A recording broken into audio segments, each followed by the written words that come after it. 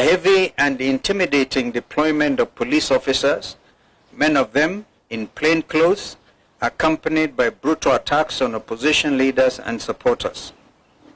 The intention is clear: to scare voters away from coming out in numbers they intend to tomorrow.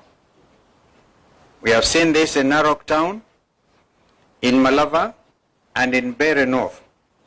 Unmarked famous Subaru foresters have been roaming Chicago and Malava not to protect citizens, but to intimidate them.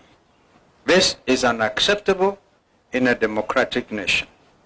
Number two, the shameless bribery and manipulation of voters by senior state officers, including MPs, MCAs, chiefs, PSCs, CSCs, speakers of both houses of parliament, as well as county assemblies, the prime cabinet secretary, the deputy president, and the president himself, all misusing state machinery, including government vehicles, relief food, and non-food items like mattresses and blankets meant for disaster victims.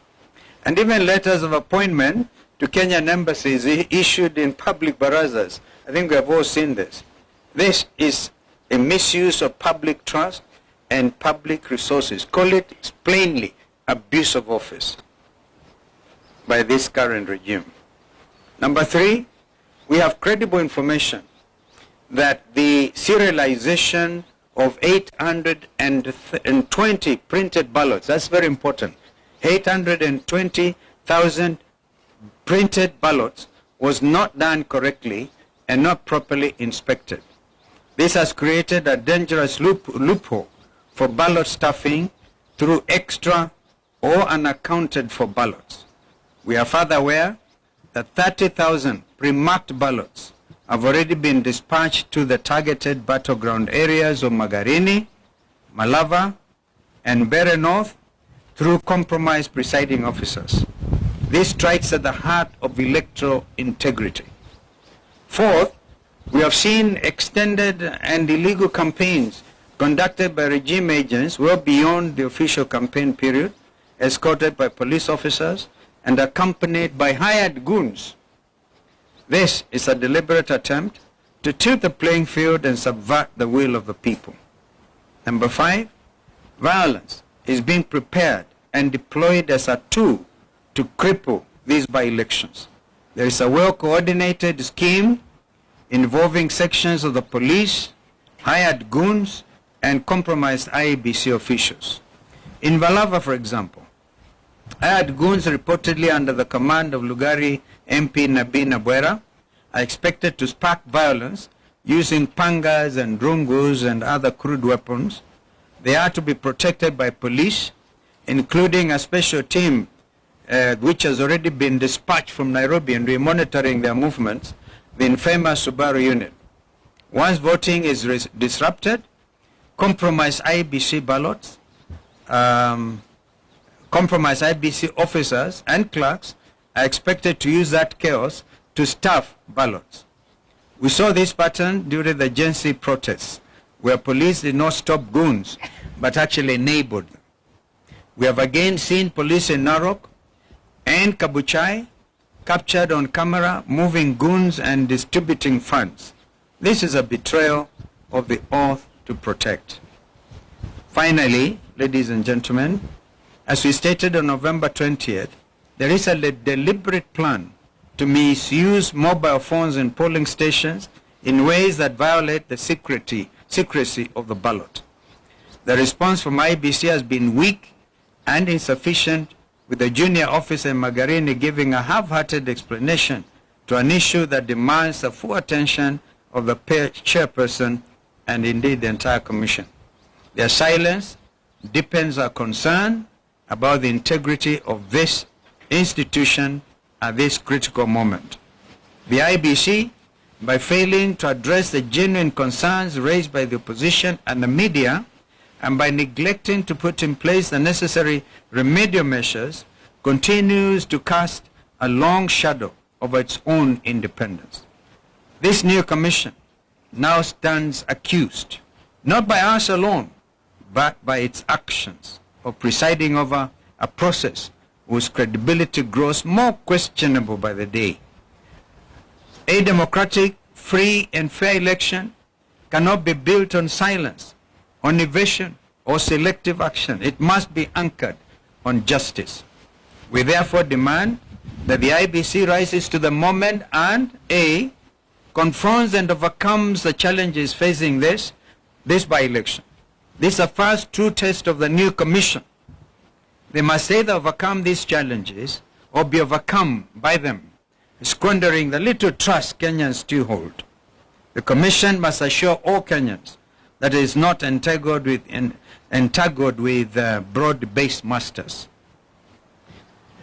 B, to our supporters across the country, come out in large numbers and vote for all united opposition candidates. Remain peaceful, but also remain vigilant. Document every irregularity and promptly report every form of electoral malpractice witnessed in your constituencies or in your wards. To our agents, you have been prepared for this day.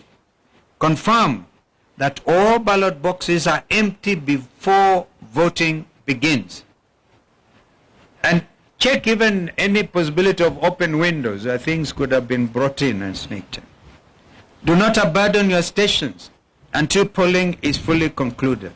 Report every incident, from attempted inducements to photo taking inside booths to any form of voter harassment by police in uniform or in plain clothes. To the media, election observers and civil society organizations, please maintain maximum vigilance at all polling stations.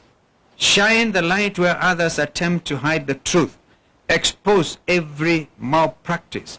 This is what is expected of us as citizens of this country, that we have to dig in for democracy. E, the desperation of this regime is obvious to all. They are hanging by a thread. The writing is on the wall. The die is indeed cast.